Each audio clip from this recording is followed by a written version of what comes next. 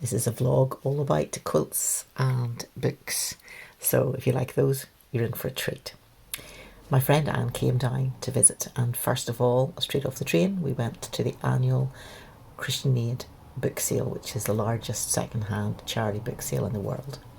And we dived into the art section and we did buy some books.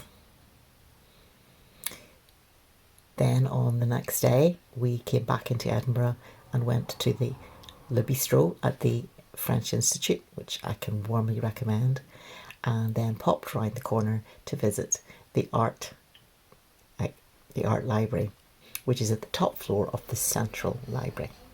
And they have all those gorgeous books that are big and glossy and about artists that are so expensive to buy, and we worked our way through the textile section having a look at what we could find as a warm-up for going to the main event, which was the exhibition, the Kaffe Fassett exhibition, The Power of Pattern, at the Dovecot Studios.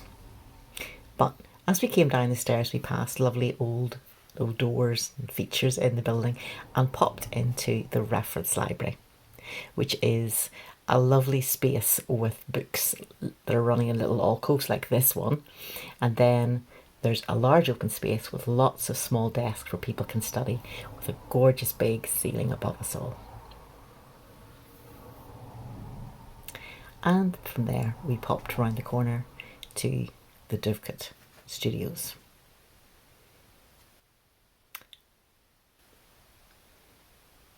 And straight into the pattern exhibition.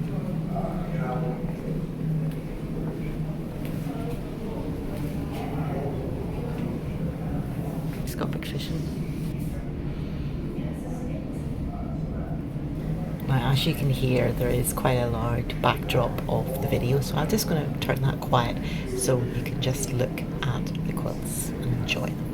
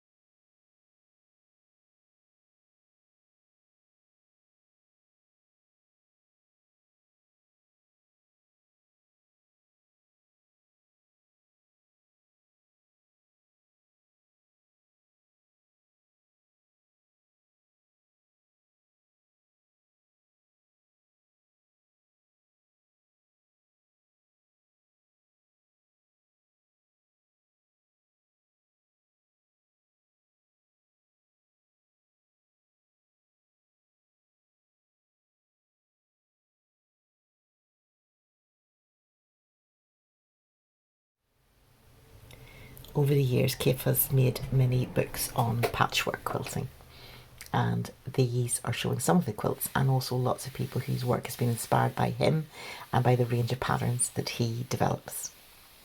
Now we're coming up to some of our favourite quilts personally. This one is mine, made by Joe Dixie, and it's based on the same kind of theme as 1984 and Big Brother Watching You. And round the corner was Anne's favourite. Just love this one. There's like bubbles or planets. See, that's the glory of doing a really large scale artwork, is that you can have all sorts of things going on at the smaller level.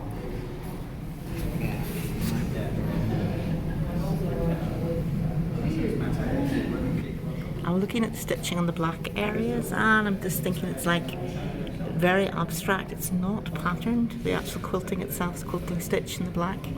It's more like the night sky. How much exactly? Movements of the stars through Exactly the... what that is reminding me of.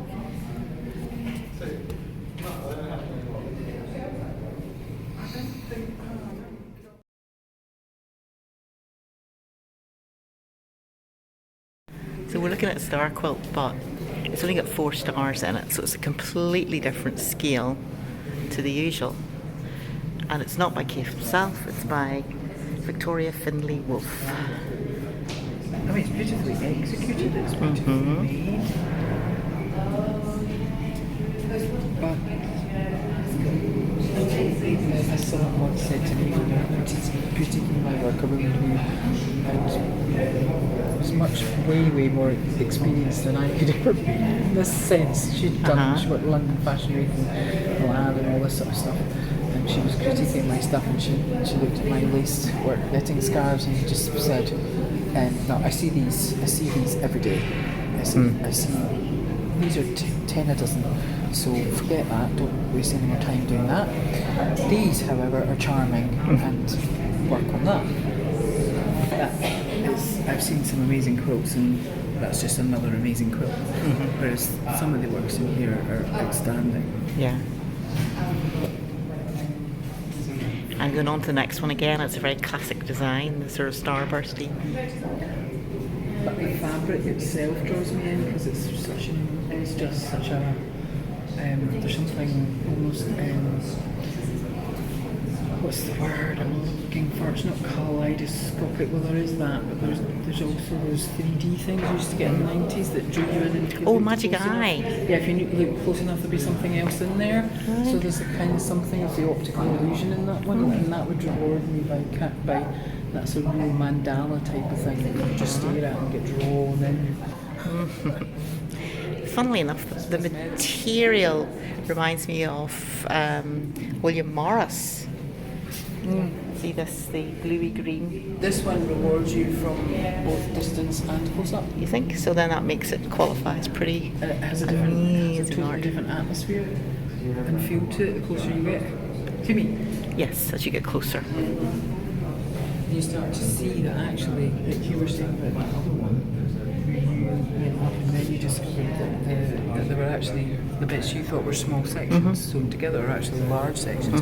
This is the opposite, where to me I'm looking at it thinking these star things, it's to my head, you come up closer and you realise each part of this quilt is made up of these diamonds. Whereas if you stand back, you think that that's just a square of fabric that's got that pattern on it. But it's not, it's a series of diamonds.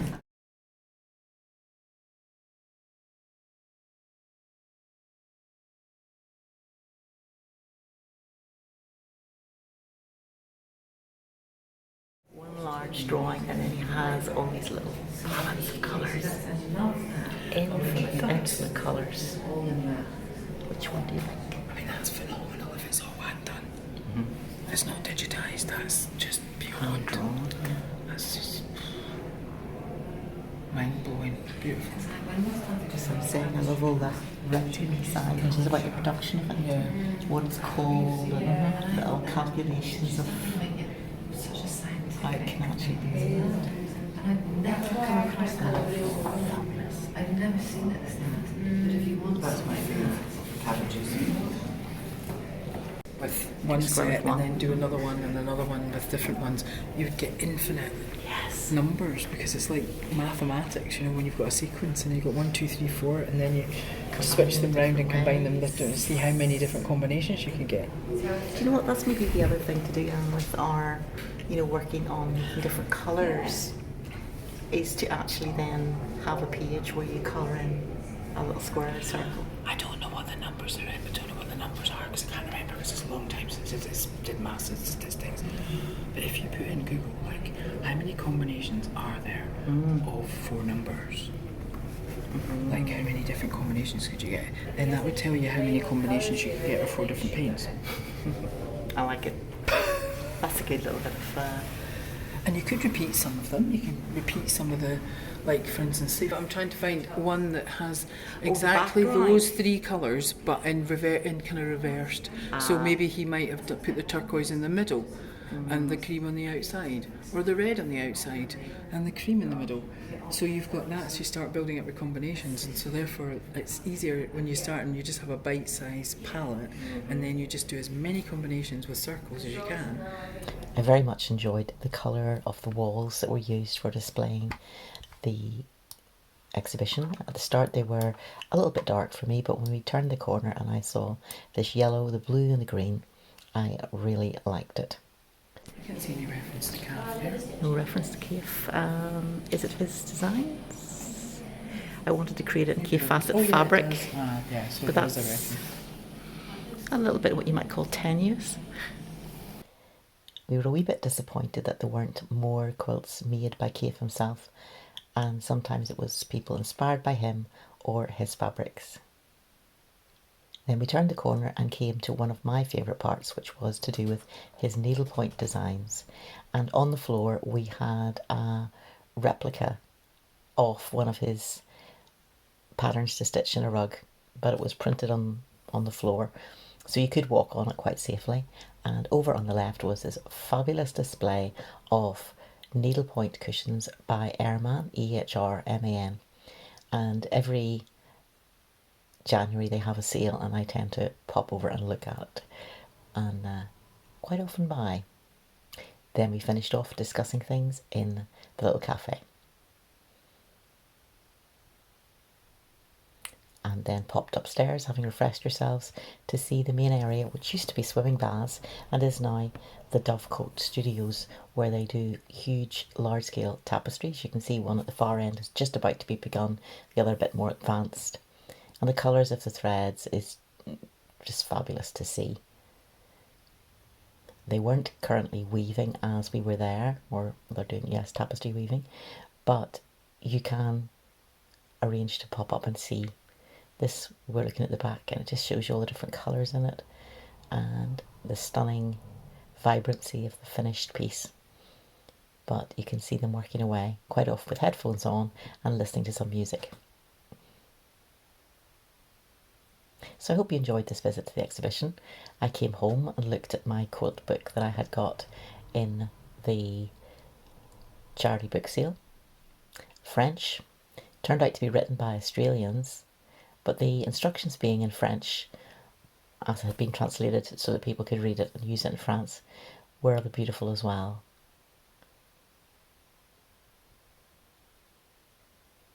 And the words, of course, are just that bit more exotic because they're in French.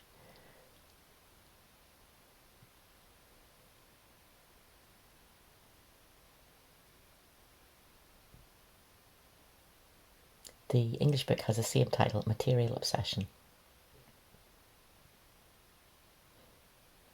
And surprise, surprise, I went back and looked near the start of the book, and there was Kaffe Fassett with the two quilters. His influence is so wide. So that brings us nicely back to the exhibition and the theme for the day.